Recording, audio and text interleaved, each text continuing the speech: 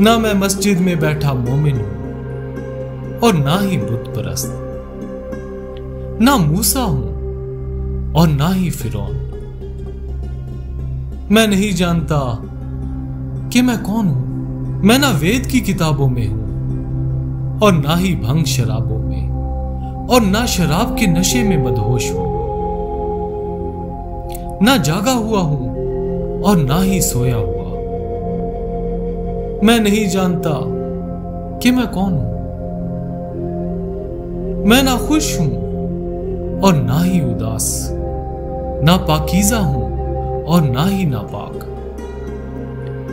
ना मैं पानी से बना हूं, ना ही मट्टी से, और ना हवा से और आग से।